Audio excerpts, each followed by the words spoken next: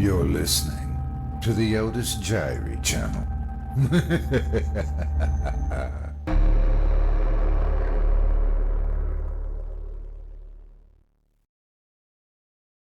The Bus Conductor by E.F. Benson. Performed by Otis Jiry. My friend Hugh Granger and I had just returned from a 2 days visit in the country, where we had been staying in a house of sinister repute, which was supposed to be haunted by ghosts of a peculiarly fearsome and truculent sort. The house itself was all that such a house should be, Jacobean and oak-paneled, with long dark passages and high vaulted rooms. It stood also very remote and was encompassed by a wood of sombre pines that muttered and whispered in the dark, and all the time that we were there a southwesterly gale with torrents of scalding rain had prevailed, so that by day and night weird voices moaned and fluted in the chimneys. A company of uneasy spirits held colloquy among the trees, and sudden tattoos and tappings beckoned from the window panes. But in spite of these surroundings, which were sufficient in themselves, one would almost say, to spontaneously generate occult phenomena, nothing of any description had occurred. I am bound to add also that my own state of mind was peculiarly well adapted to receive, or even to invent, the sights and sounds we had gone to seek, for I was, I confess, during the whole time that we were there, in a state of abject apprehension, and lay awake both nights through hours of terrified unrest, afraid of the dark, yet more afraid of what a lighted candle might show me. Hugh Granger, on the evening after our return to town, had dined with me, and after dinner our conversation, as was natural, soon came back to these entrancing topics. "But why do you go ghost-seeking? I cannot imagine," he said. "Because your teeth were chattering and your eyes starting out of your head all the time you were there from sheer fright? Or do you like being frightened?" Hugh, though generally intelligent, is dense in certain ways. This is one of them. "Why, of course I like being frightened," I said. "I want to be made to creep and creep and creep. Fear is the most absorbing and luxurious of emotions. One forgets all else if one is afraid." "Well, the fact that neither of us saw anything," he said, "confirms what I've always believed." "And what have you always believed?" "That these phenomena are purely objective, not subjective, and that one's state of mind has nothing to do with the perception that perceives them, nor have circumstances or surroundings anything to do with them either. Look at Osborne. It has had the reputation of being a haunted house for years, and it certainly has all the accessories of one.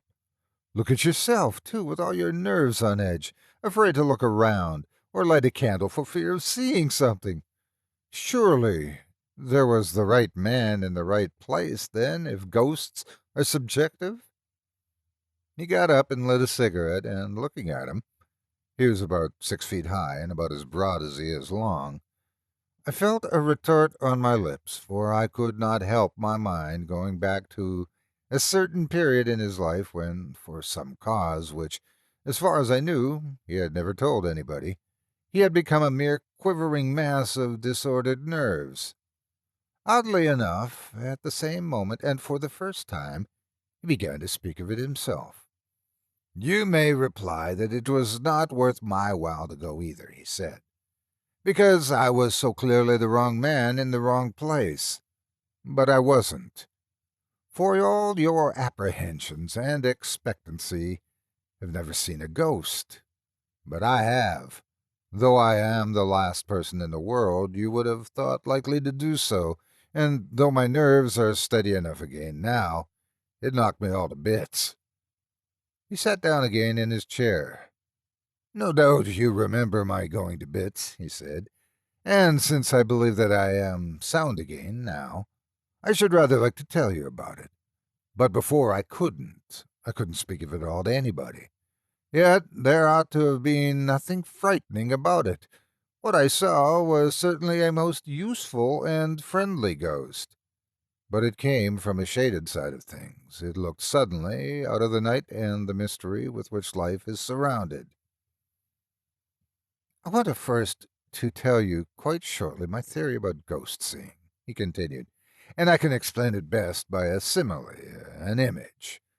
Imagine, then, that you and I and everybody in the world are like people whose eye is directly opposite a little tiny hole in a sheet of cardboard which is continually shifting and revolving and moving about. Back to back with that sheet of cardboard is another, which also, by laws of its own, is in perpetual but independent motion. In it, too, there is another hole, and when fortuitously, it would seem, these two holes, the one through which we are always looking, and the other in the spiritual plane, come opposite one another, we see through, and then only do the sights and sounds of the spiritual world become visible or audible to us. With most people, these holes never come opposite each other during their life, but at the hour of their death they do, and they remain stationary. That, I fancy, is how we pass over. Now, in some natures, these holes are comparatively large and are constantly coming into opposition. Clairvoyants, mediums are like that, but as far as I knew, I had no clairvoyant or mediumistic powers at all. I, therefore, am the sort of person who long ago made up his mind that he would never see a ghost. It was, so to speak, an incalculable chance that my minute spy hole should come into opposition with the other. But it did. It did knock me out of time. I had heard such theory before, and though Hugh put it rather picturesquely, there's nothing in the least convincing or practical about it. It might be so, or it might not be again. I hope your ghost was more original than your theory, said I, in order to bring him to the point. Yes, I think it was. You shall judge. I put on more coal and poked up the fire. Hugh has got, so I have always considered, a great talent for telling stories, and that sense of drama which is so necessary for the narrator. Indeed, before now, I have to suggest that to him that he should take up his profession as this, sit by the fountain in Piccadilly Circus, when times are, as usual, bad, and tell stories to the passer-by in the street, Arabian fashion, for a reward. The most part of mankind, I am aware, do not like long stories, but to the few, among whom I number myself, who really like to listen to lengthy accounts of experiences, Hugh is an ideal narrator. I do not care for his theories or for his similes, but when it comes to facts, to things that happened, I like him to be lengthy. Go on, please, and slowly, I said. Brevity may be the soul of wit, but it is the ruin of storytelling. I want to hear when and where and how it all was, and what you had for lunch, and where you had dined, and what... Hugh began. It was the 24th of June, just 18 months ago, he said. I had let my flat, you remember, and came up from the country to stay with you for a week. We had dined alone here.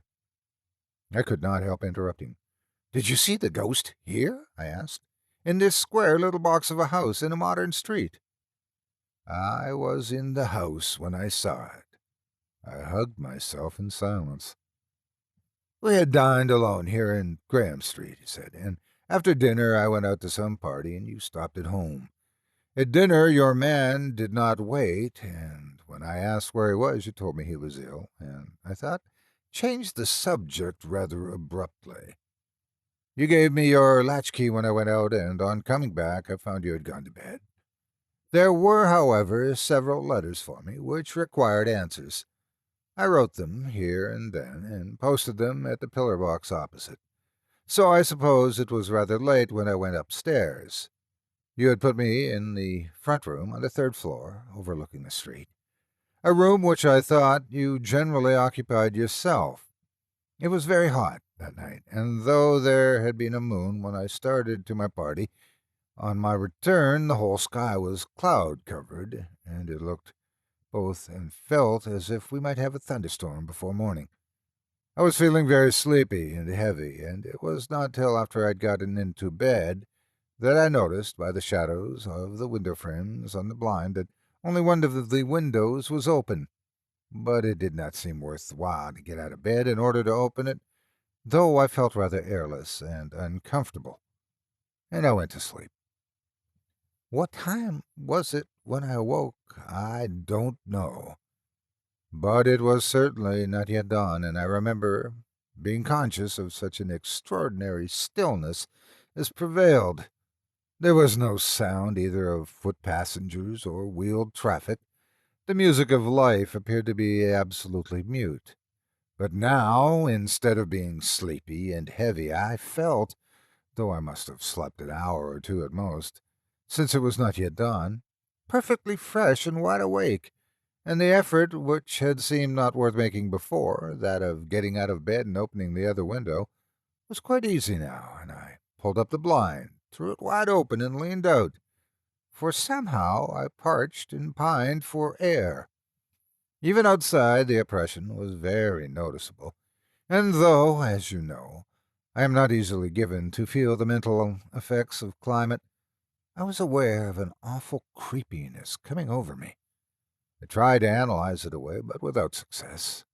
The past day had been pleasant. I looked forward to another pleasant day tomorrow, and yet I was full of some nameless apprehension. I felt, too, dreadfully lonely in this stillness before dawn. Then I heard suddenly, and not very far away, the sound of some approaching vehicle. I could distinguish the tread of two horses walking at a slow foot's pace. They were, though not yet visible, coming up the street, and yet this indication of life did not abate that dreadful sense of loneliness which I have spoken of. Also, in some dim, unformulated way, that which was coming seemed to me to have something to do with the cause of my oppression. Then the vehicle came into sight. At first I could not distinguish what it was. Then I saw that the horses were black and had long tails, and that what they dragged was made of glass, but had a black frame. It was a hearse, empty. It was moving up this side of the street. It stopped at your door. Then the obvious solution struck me. You had said at dinner that your man was ill, and you were, I thought, unwilling to speak more about his illness. No doubt, so I imagined now, he was dead, and for some reason, perhaps because you did not want me to know anything about it, you were having the body removed at night.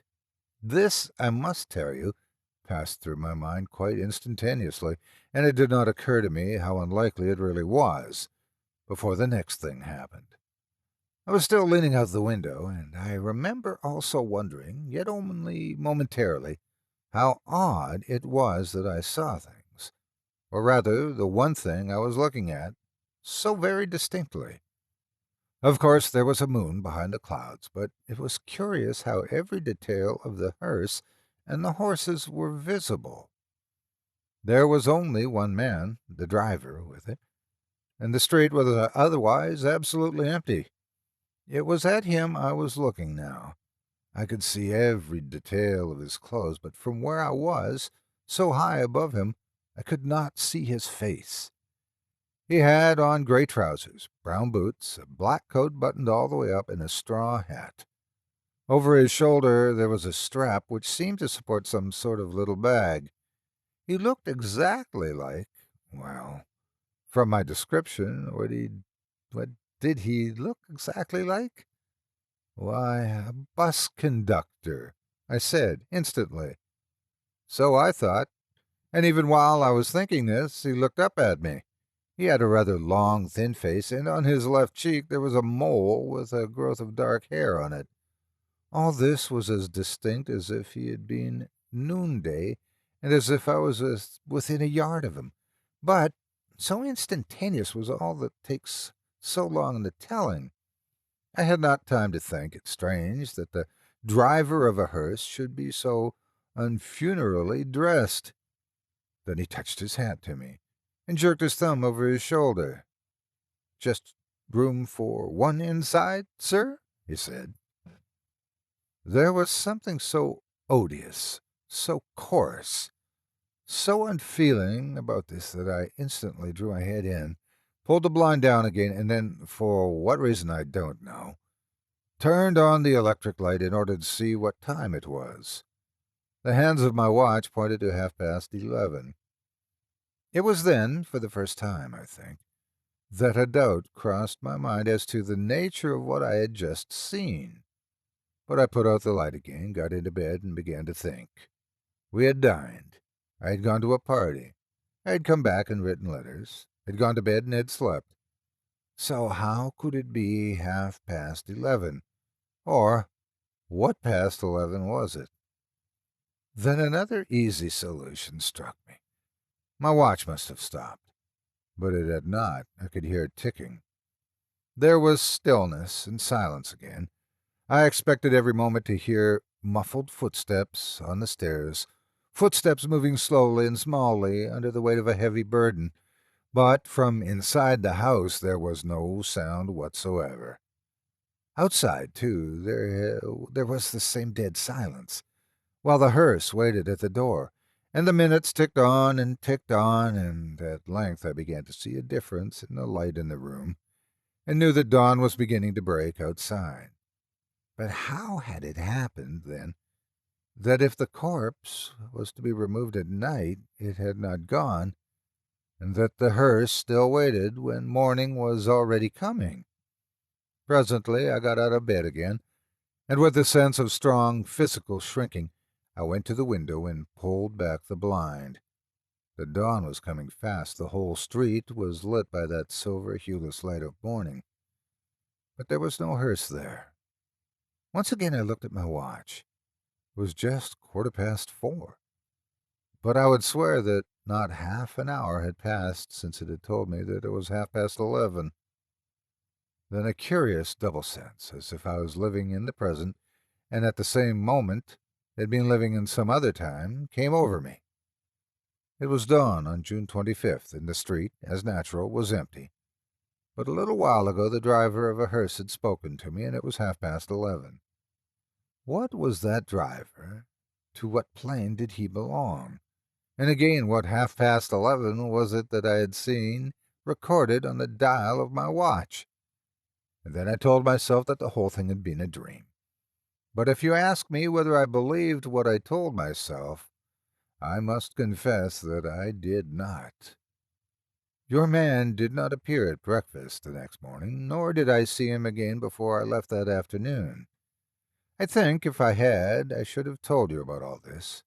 But it was still possible, you see, that what I had seen was a real hearse, driven by a real driver, for all the ghastly gaiety of the face that had looked up to mine, and the levity of his pointing hand. I might possibly have fallen asleep soon after seeing him, and slumbered through the removal of the body and the departure of the hearse, so I did not speak of it to you. There was something wonderfully straightforward and prosaic in all this. There were no Jacobean houses oak-paneled and surrounding by weeping pine trees, and somehow the very absence of suitable surroundings made the story more impressive. But for a moment a doubt assailed me. "Don't tell me it was all a dream," I said. "I don't know whether it was or not. I can only say that I believed myself to have been wide awake. In any case, the rest of the story is odd. I went out of town again that afternoon," he continued, "and I may say that I don't think that even for a moment did I get the haunting sense of what I had seen or dreamed that night out of my mind. It was present to me always as some vision unfulfilled. It was as if some clock had struck the 4 quarters, and I was still waiting to hear what the hour would be. Exactly a month afterward I was in London again, but only for the day.